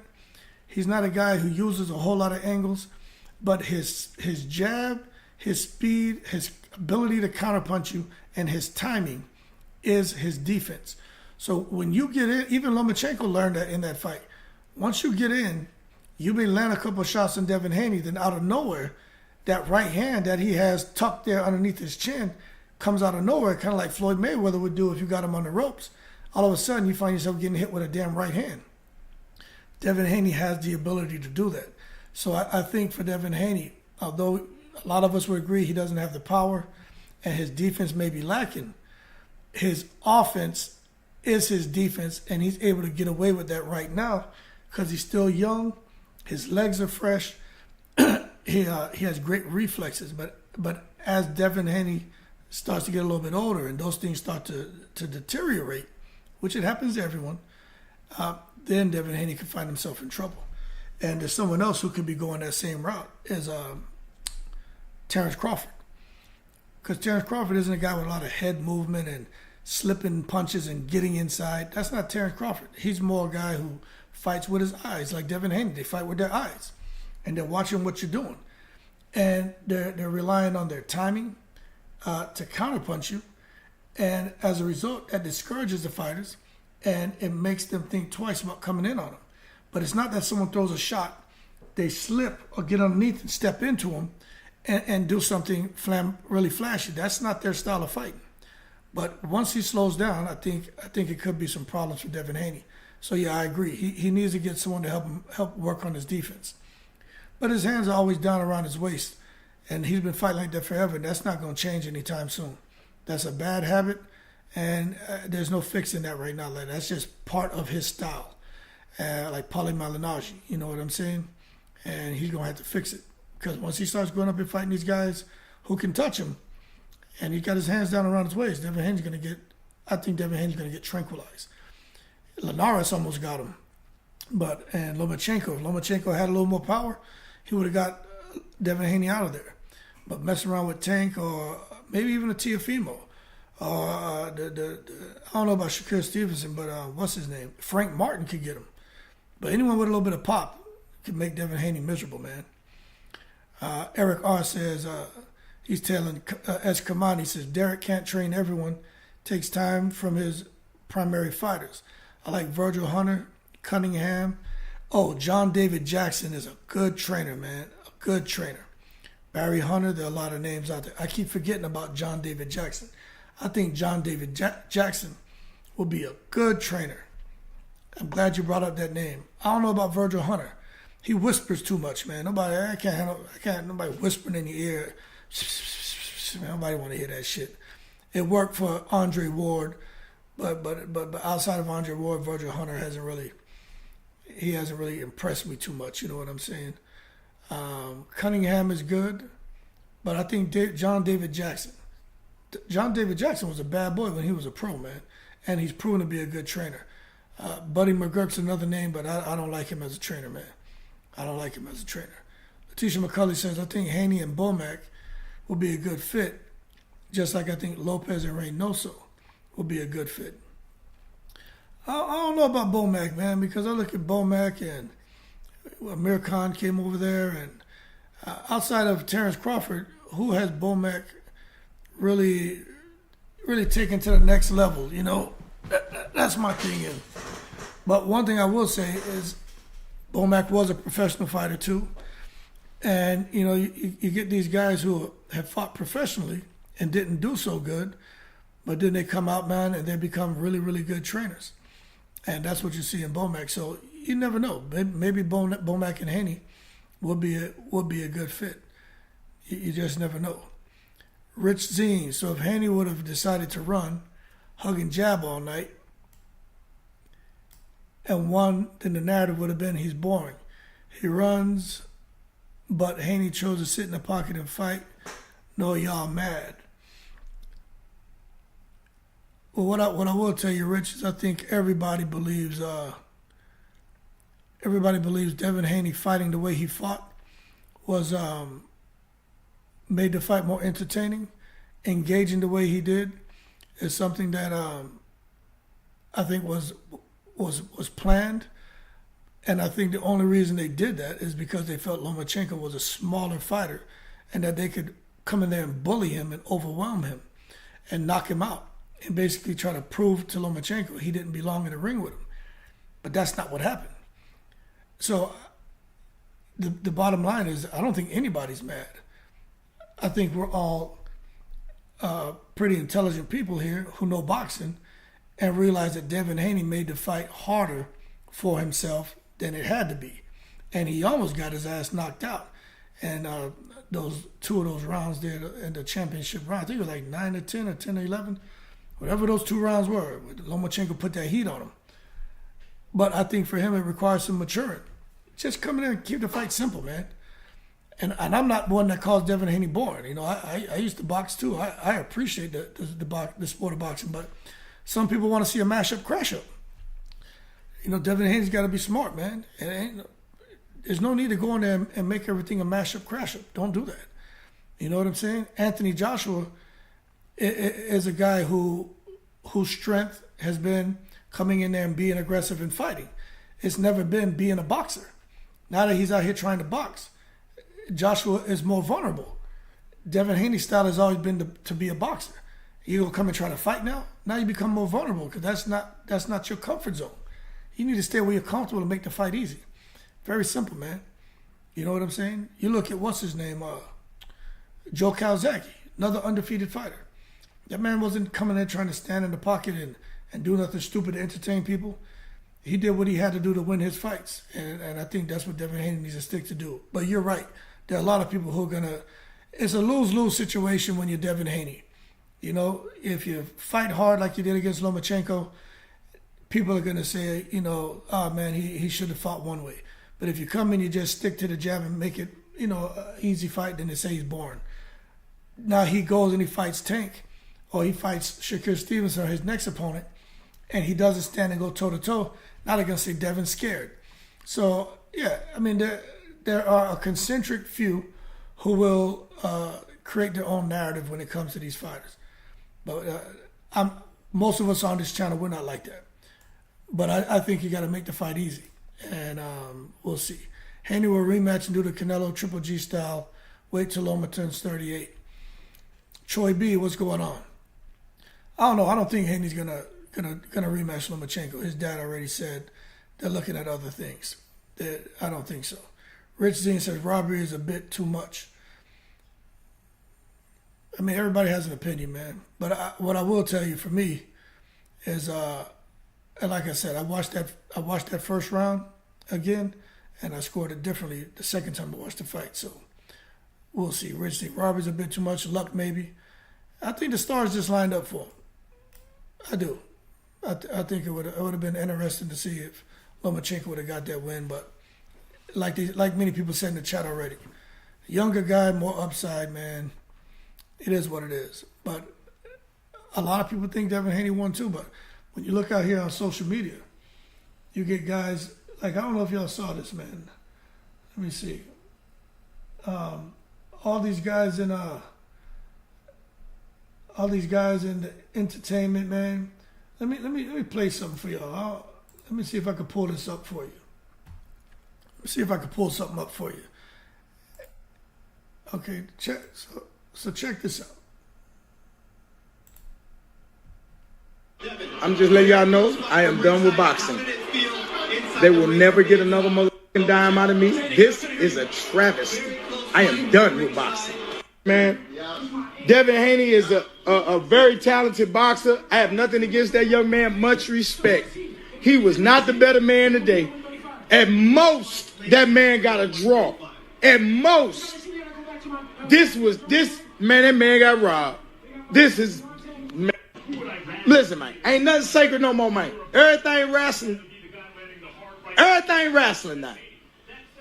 There's no way. The judge that scored that 16-12, he shouldn't be able to judge a turtle walk. Man, that man shouldn't be able to judge a kite flying contest. 16-12. That man, listen. So what I'm showing you is, now this is what you call false expert testimony. Nelly doesn't know a damn thing about boxing. But what you have, that's why I say from Hollywood to Hollyhood, you get a lot of people who have a lot of influence, right? when it comes to social media, and when they come out there and talk, people unfortunately listen. This video that Nelly did, it has 297,000 views, 1.6K likes, it's been retweeted 377 times. That doesn't help Devin Haney when you get these guys in the entertainment business who are coming out and saying these things. And Haney and what's his name? This guy Nelly, that false expert testimony, just because of whatever his status is in entertainment, people think he's an expert in everything, which we all know is not the truth.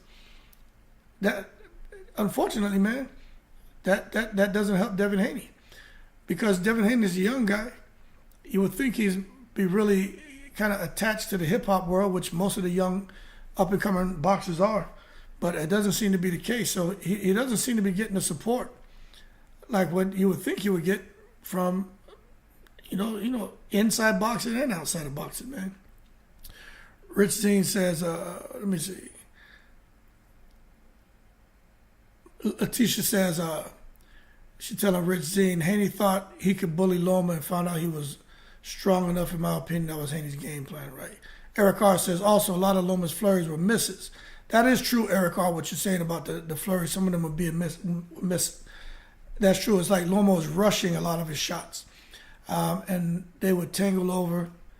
He'd end up overextending and laying on Devin's back. Yeah, no, you're right. You're right. I did see that.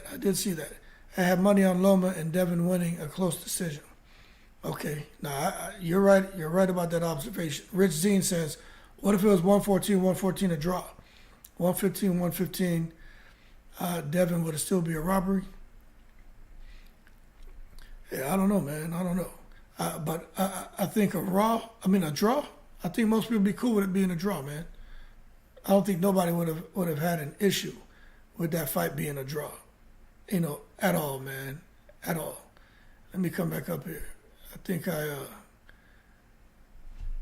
Rich Zine says to Letitia, bully knows, slow down Loma so he doesn't pick up more later rounds early, yes. Mill says, Bomac and those guys will get Haney good. I thought Ryan would have been good on that camp too. I don't know, man. Bomac just doesn't. I think some trainers are one-fighter trainers, man. And for me, Bomac and Bud, and that's the fit. Eric R., Teofimo, and Robert Garcia will be, hell yeah. I think Robert Garcia is a good trainer. Teofimo and Robert Garcia, because Robert Garcia is all about the knockout. But he's all about patience too. Robert Garcia is a good trainer. That's why he makes so many champions, man. And his guys win almost all their fights. Robert Garcia is a very good trainer. Robert Garcia and Ryan Garcia, or Robert Garcia and Teofimo, that would be an outstanding pairing. No doubt about that. Andrew Ellis says, yeah, Bomac was trash as a fighter. Yeah, Bomac, he didn't have too much discipline, I don't think, man. Victor, Taylor lost in her own country. Yeah, I saw that. Katie Taylor looks like, I don't know, man, if she just been in too many wars, been fighting too long, but she looks like she's definitely on the downward slide, like her career may be coming to an end, man. I'm not saying it's over yet, but she just didn't look like she can handle her opponent. Her opponent looked way too big for her. I just didn't like the way Katie Taylor looked in that fight this past weekend. Eric R. also like the guy who used to work with Cotto and Tim Bradley. The Cuban trainer. You're talking about the Cuban trainer, man. I can't think of his name off top. I think you're talking about that Cuban trainer, man. He was training Ivan Baranchik or whatever his name is. Jamal says Floyd Sr. Yeah, I think he'd be a good trainer. MD Mills says Devin is statistically one of the most defensively responsible fighters in boxing. Even Loma, who's usually very accurate with his power punches, was well below what he usually lands percentage-wise. Yeah, no doubt about that. Super Jamal says he made Floyd right. Oh yeah, he did. You got it. You can't. It's one thing about Floyd Mayweather Sr. People can say what they want to say about him, but Floyd Mayweather Sr., what he created in his son, is nothing short of amazing. Eric R., that's where I stand with it. Devin made the fight harder than it needed to be. If he could have moved his head more and put combinations together to the body, attack the head and the body. Yeah, if Devin could have done what you said, Eric R., and cut that ring off and find a way to get Lomachenko on that back foot, he possibly could have stopped him. But he would have. You got to be really smart because Lomachenko just has too much experience, man. Eric R. I think that was the last fight for Devin at 135 unless Tank makes the fight. It's going to boil down to money now. Everything with Devin Haney, I think for him to mess around at 135 it's got to be some good money. Got to be some good money. And I'm not talking about this $4 million guarantee. They need to take the fight over to the Middle East. Could you imagine Devin Haney and Tank Davis fighting over there with Skills Challenge Promotion in the Middle East? And Devin Haney, of course, people can feel how they feel, whether they feel Devin Haney and his dad are Muslims or not Muslims, if they're just faking it. Let me tell you something. We don't have no control over that, okay? And I have a way I feel about certain things, but that's if they're saying that they're Muslims, then I just gotta accept that. But I do believe Devin Haney will walk into a very good situation if he decided to go and defend that undisputed distinction he has against Tank Davis in particular over there in Saudi Arabia. I think Devin Haney and Tank Davis would make real money. I'm talking 40, 50 million. But, hey, we just have to wait and see what they decide to do. But I wouldn't be surprised because they've talked about it. They've talked about going and fighting in Saudi, fighting in the Middle East. Devin Haney wants to do it. And they're going to get behind him. The Saudis, the whole Skills Challenge promotion, Amir Abdallah and the Prince, they're going to get behind Devin Haney. So I think that'll be a good move, especially if Devin Haney's going to fight at 135 again, because he already said it's hard to get down to 135. Go to Saudi. They want you to get down to 135. Make your money, but get paid to take that fight. Mill says Bomac made Maurice Hooker and Jamel Herring champions. I forgot about Jamel Herring, but I know about Maurice Hooker. But I forgot about Jamel Herring. That's right. Yeah, Jamel Herring's retired now. But yeah, you're right about Jamel Herring. I forgot about him. Letitia McCulley at MD Mills. Yep, Bomac did. Yeah. We got to give him his credit. Mill says Josh Taylor's about to change Teofimo's life choices. Josh Taylor is about to tranquilize Teofimo Lopez. For anyone out here, right? If you think Teofimo Lopez is going to beat Josh Taylor, I don't care what version of Josh Taylor remains right now. Teofimo Lopez is not beating him. He's not beating him. I just don't think so. Matter of fact, Teofimo Lopez, he's not focused. Teofimo's not focused, man. Okay? He's not focused right now. He's going to lose that fight. You know what Teofimo Lopez has on his mind? Let me show you let me fix this for y'all. Let me show y'all what Teofimo Lopez has on his mind. Let me fix this for you. This just shows you. This is what he has on his mind. Because this man he went out there and made them comments. And now Teofimo has gone crazy. He's out here posting crap on Instagram today. Talking about, but Teofimo is a racist. Shaking my head, nah, never that. I just know my business. You're welcome for the heads up weeks in advance. You play yourself when you play with me. What is he talking about?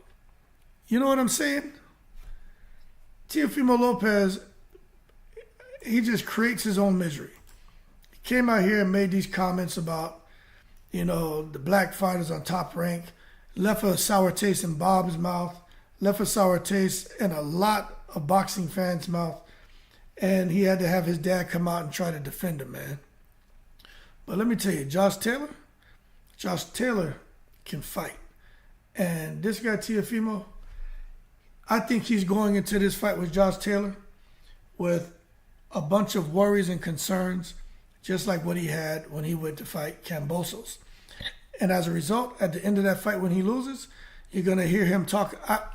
I'm willing to bet anybody right now. I bet you $100 that if Teofimo loses to Josh Taylor, which I think he's going to lose, Teofimo will bring up the same way Danny Garcia's dad was talking about Danny Garcia lost to Keith Thurman because of the politics behind the scenes and people calling him a racist. Y'all remember that? With Danny Garcia's dad, Crazy Angel, was saying that the reason Danny lost is because of the boxing politics, and everybody was calling him a racist and wouldn't let him come to the press conferences and wouldn't let him come to certain places. And they went and they blamed everyone for Danny Garcia losing. Danny Garcia lost. He lost because Keith Thurman was a better fighter. But for Teofimo, I could see Teofimo coming now and kind of along the same line saying, oh, this whole thing about calling me a racist, this and that, and this politics, and they didn't want me to beat Josh Taylor. I'm going to bet somebody $100. Teofimo will come out there with that same crap and want people to feel sorry for him. You know what I'm saying? It is what it is. Letitia says, yeah, Taylor is about to rock Teofimo. Oh yeah, he is. I think Taylor can stop him. He can box. He's got power. He got IQ. It's just a bad matchup for Teofimo, who hasn't been able to put a dent in less than stellar opposition at 140. Eric R. says, Nelly is a clown. He and Stephen A. Smith is the same. You know, I never really liked Stephen A. Smith anyway. You know, and this is the thing. Like me, I try to be fair on the channel. I got a way I see things, but I try to be fair. But some of these other guys with a huge platform like Stephen A. Smith, right? He doesn't seem to really understand the sport of boxing, and he doesn't seem to be fair. And he's just loud, and he just gets off on a tangent, and I can't listen to people like that, man. So yeah, I think Smith was a clown for coming out saying what he said about Devin Haney. He didn't say one positive thing about Devin Haney. He just totally raked him against the coals. And remember, I felt that Lomachenko won the fight, and I felt that he got robbed. When I first watched it, I was like, damn, they did Lomachenko like that?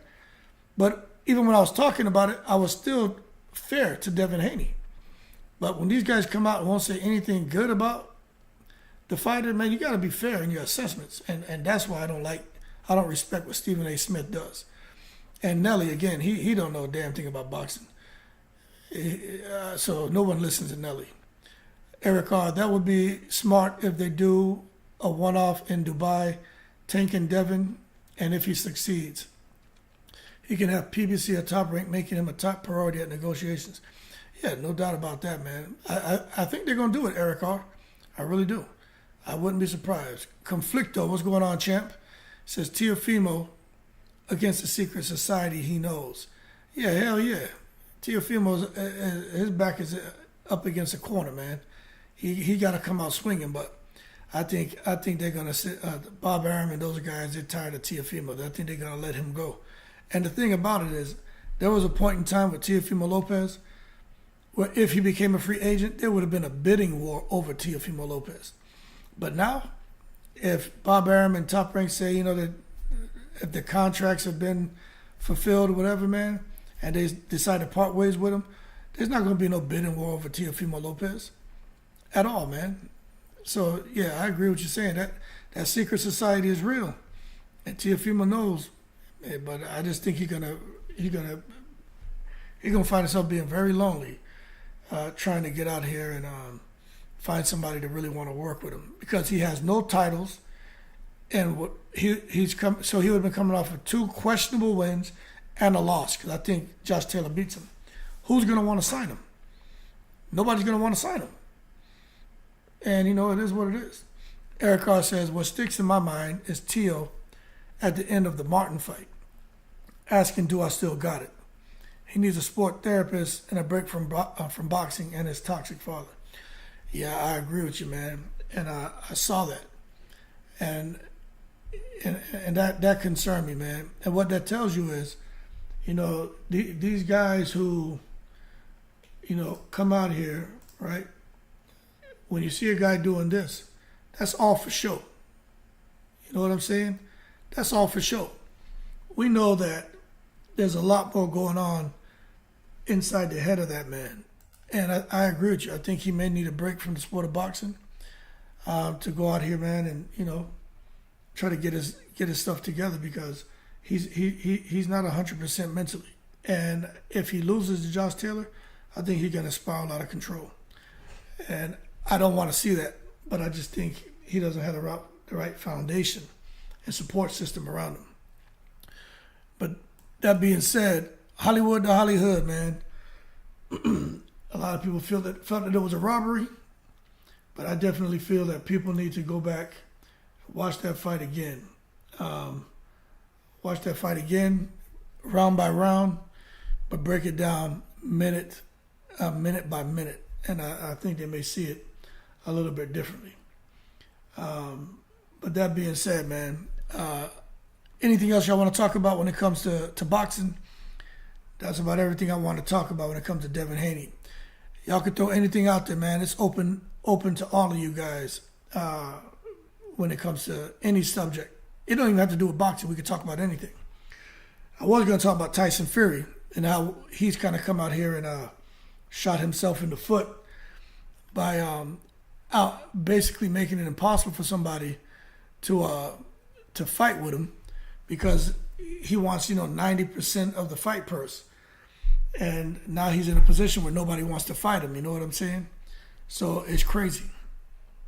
So as far as what's next for Tyson Fury, I don't know what he's doing, but Deontay Wilder seems to be comfortable with just sitting back waiting to get to December and fighting Anthony Joshua. So I don't know, man. I always said I feel like when it comes to the Saudis and the money that the Saudis have, I think it's a good thing. But I also think that Saudi money is really affecting matchmaking right now, especially in the heavyweight division. When you got guys who know there's a potential to go out there and make 20, 30, 40, 50 million, right? How can a promoter make matches when you know you can't pay a fighter that kind of money? You understand?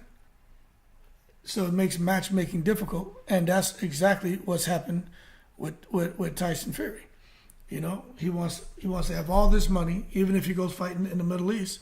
You know, he wants to be paid a certain amount of money, and he doesn't, and he even wants some of the opponent's fight purse. So it just doesn't work like that.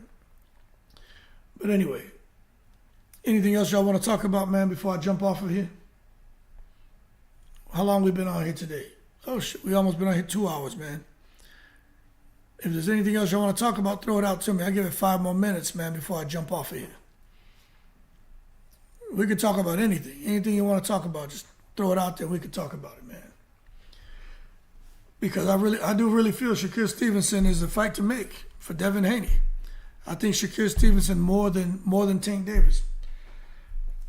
Even though I think Tank Davis is more exciting. But what's more realistic right now is Shakur Stevenson and Devin Haney. Because they're both, Devin Haney's still over there with Top Rank. I know he met his contractual obligations. So it is what it is. What's up, Cornelius? He says, should Lomachenko retire? I don't think Lomachenko should retire. I'm gonna tell you, I think Lomachenko should go down to 130, man. You know, I think he should go down to 130. You know, he's at 135, which is a weight that he shouldn't be at. You know, and I just think at this point, Lomachenko should. He did what he could at 135. You know, I think he did what he could at 135. And the bottom line is, Lomachenko is not going to get an opportunity at an undisputed distinction again. You know, it's just not something that's going to happen for Lomachenko. And when we look at this, okay, make this a little bit bigger. So when we look at this right here, this is 135, okay? Now, Letitia thinks Loma should retire and not become a gatekeeper. But that's why I think Lomachenko should go down to 130, right? Eric R says, I think Shakir would stop this version of Devin at 135. 140 would be better for both fighters. Yeah, I agree with you. I think Shakir beats Devin Haney. But you look at 135. Lomachenko, a natural 126-pounder. Let's be real. Even Keyshawn Davis had 8 wins early in his career. Remember, Keyshawn Davis turned pro, after he turned pro, he went to the Olympics and then came back. Davis should really have like 20 fights by now. But even if you look at Zepeda and Hughes and Kambosos and Martin, Stevens, all these guys at 135, Lomachenko, with his name, he could end up becoming a gate. He could become the next Gamboa if he sits around here messing with these big guys. But if he comes down to 130, right? Let's let the faces populate. If he comes down here to 130, I think Lomachenko has a better chance at 130 pounds. But the problem is Lomachenko wants to become undisputed champion. And that's why he started crying. I don't know if y'all saw that picture of Lomachenko crying in his locker room. He started crying because he knew he was never, ever going to get the opportunity to become undisputed again. So you look at what's going on here at even at 130 pounds, he's kind of in over his head, man. You know, he is. WBO, there's a different person holding the titles at 130. Lomachenko doesn't have 5 years left, 6 years left to try to make fights with all these guys and work his way back up into a mandatory position. You know, it's just really unfortunate for Lomachenko. Even if we go down and take a look at 126, you know what I'm saying? Who out there thinks Lomachenko could beat Figueroa? Who thinks Lomachenko could beat Ray Vargas? What about Mag Sayo? They got some killers at 126. You know what I'm saying? They got some killers at 126. So I just think Lomachenko, man, he's just in a bad space. And that's why 130 may be the best spot for him. But even Lomachenko against Hector Garcia, that's a tough fight. Eric R says, a lot of Devin's flaws had to do with lack of fundamentals. But how much of it was his struggle to perform for 12 rounds from the cut? Now, I agree with what you're saying, man. That's a good question. And that's why they didn't want to have that weigh-in. They didn't want to have that weigh-in in front of the public. Now, I don't know if you guys saw that. I don't know if y'all saw that image that I posted in a YouTube short. Devin Haney looked like a ghoul. He had a hood on. He had glasses on. They were trying to hide his face. But Devin Haney, man, he should not be cutting down to he shouldn't be cutting to 135 pounds. So I think that weight cut really does affect Devin Haney. I really do think when you're going down the stretch of the fight, I think it really starts to affect Devin Haney. I really do. Eric R says, I would like Loma to go to 130 for 3 or 4 more fights. Maybe a super fight with Fulton at the end if he comes up. And that would be a good fight. That would be a good fight, man. But he hanging around at 135, maybe he hangs around for the money. But to see him at a naturally 126-pounder banging with these big guys and hurting them, that tells you Lomachenko's a special fighter. That's why he dominated 126, dominated 130. And at 135, he was doing very good there too until he had that injury and ran into Teofimo.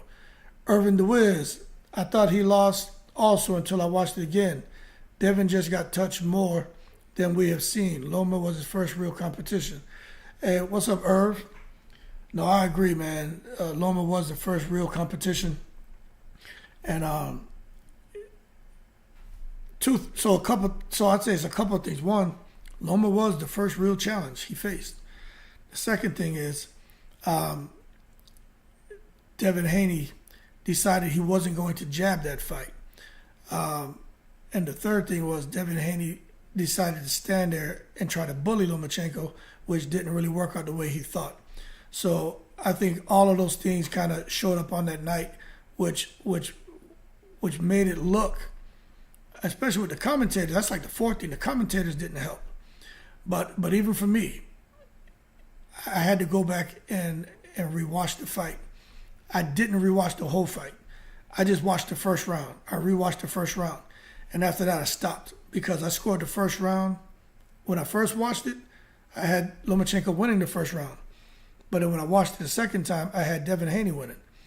And what we talked about here during the live, earlier on the live, I broke the round down by minute.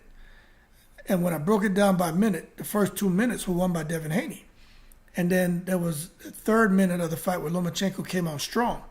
But when you look at it, Devin Haney won that first round. And that's where I had to stop and say, you know what, let me go live today and let's talk about it, because I'm going to watch the rest of the rounds. But I think we should really start scoring a fight by minute. So the first round, he got 3 minutes, and that's how I think they should score it. But it gets complicated because like we talked about in the live, I mean, if you get somebody who gets buzzed the last 30 seconds of a fight, that could sway the judges. So how do you score that round? You know what I mean? Or it's not easy to score these fights. Antonio Curley says Shakur needs to fight Loma since he thinks Devin lost. You know what? That's a good point. That you know what? That could be the next fight. Antonio, what you just said, that could be the next fight for Shakur Stevenson. Because one thing I did notice is Bob Arum, he wasn't pushing Shakur Stevenson's name out there as a next opponent for Devin Haney. He was not doing that. So I wouldn't be surprised if that's what materializes, because basically what he did, what's his name, Lomachenko, is he put on such a good performance that he's earned himself probably another big money fight. It's kind of like Gabe Rosado. Gabe Rosado, in his losses, has put up, in most of his losses, such good performances that Gabe Rosado had earned huge opportunity after huge opportunity after huge opportunity. So you may be onto something right here, man. And when you say that Tank and Shakur haven't fought a guy like Loma, give Devin his credit.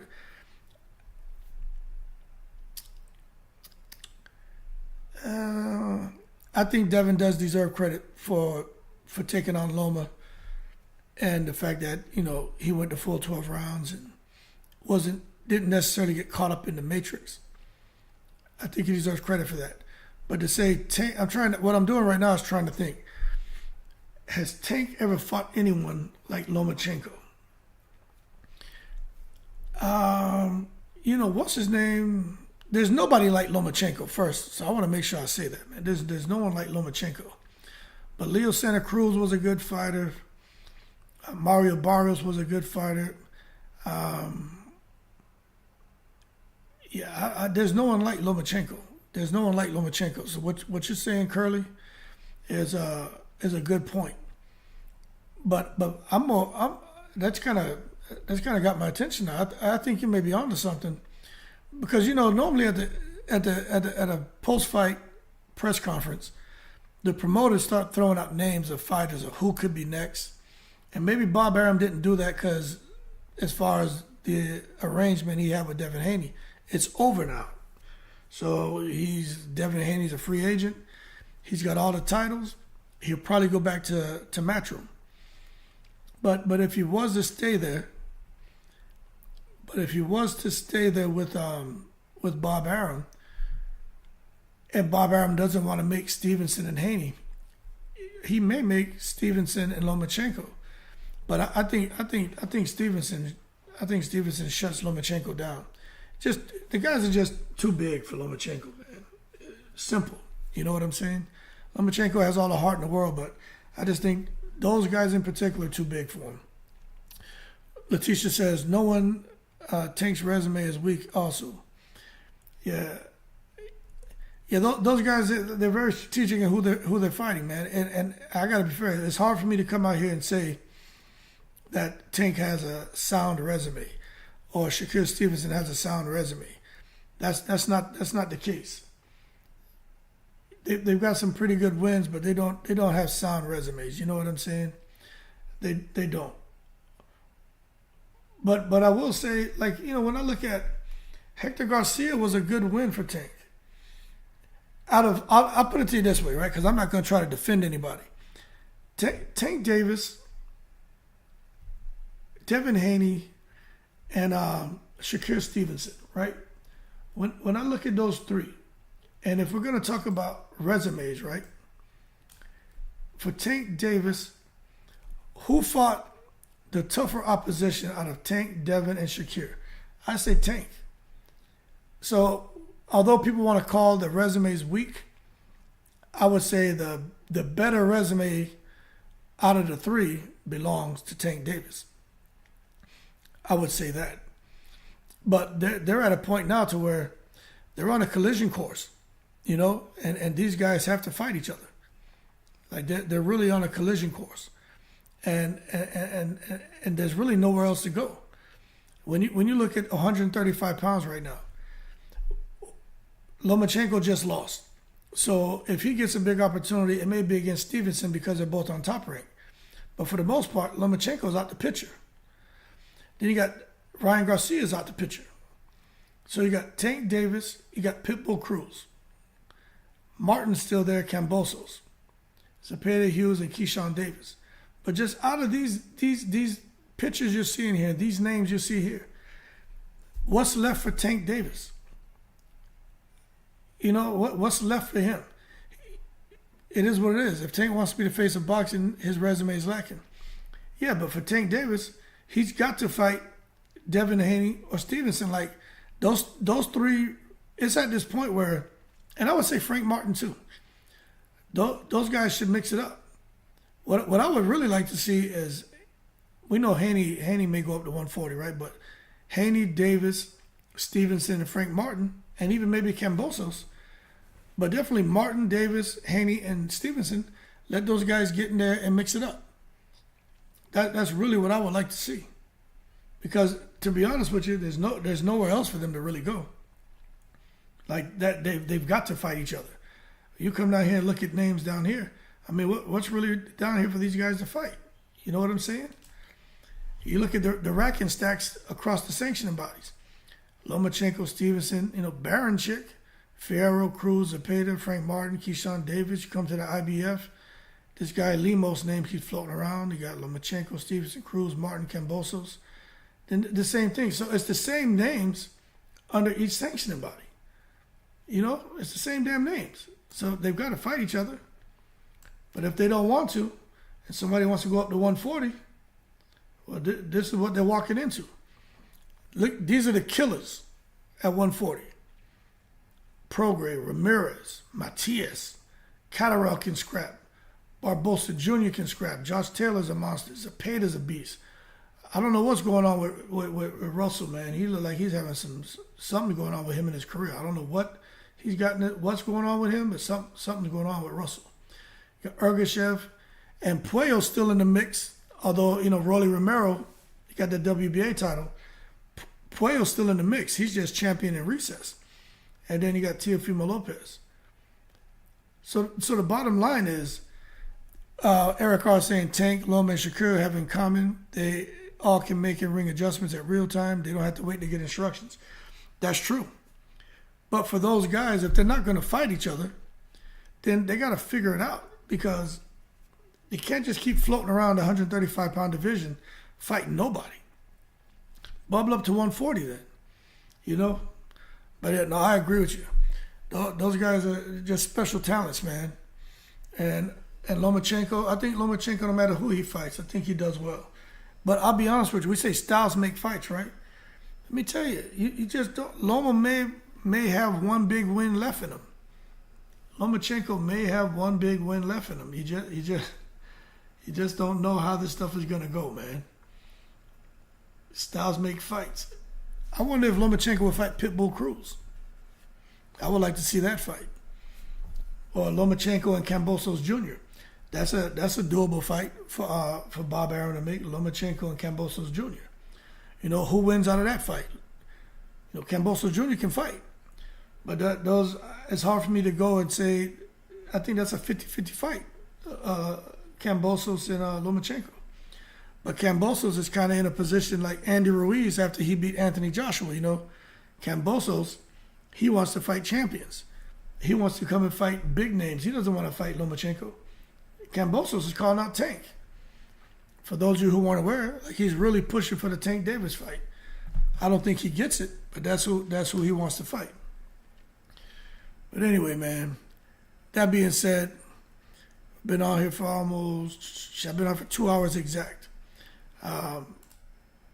Before I jump off, I'm going to go jogging, man. You got to go get my little morning running. I got 2 minutes left. Anything y'all want to talk about before I jump on, man? I appreciate everybody who came onto the live. It means a lot to me. Talked about a lot of stuff, man. If there's anything you want to talk about before I get off, let me know. I got about 2 minutes. And then I got to go out here and put in this road work, man. I've been eating good this past 3-4 days. Kid's been home sick, man. I had to take care of him. I haven't been able to get out and exercise like I've been doing. But I got to get my butt out here today. Anything else y'all want to talk about before I jump off? I just want to tell y'all thank you for coming on. It means a lot to me. I got another minute, then I'm going to jump off, man.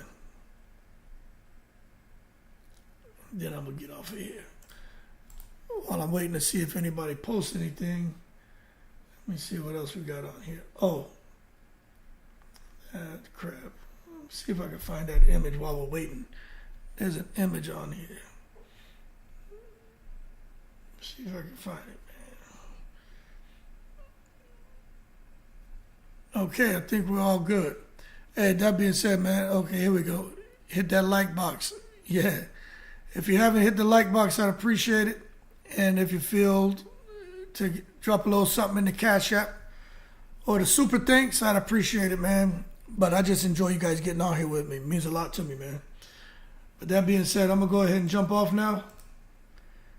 Y'all keep cool. Shout out to the veterans, all 7 continents. I'm in the breeze.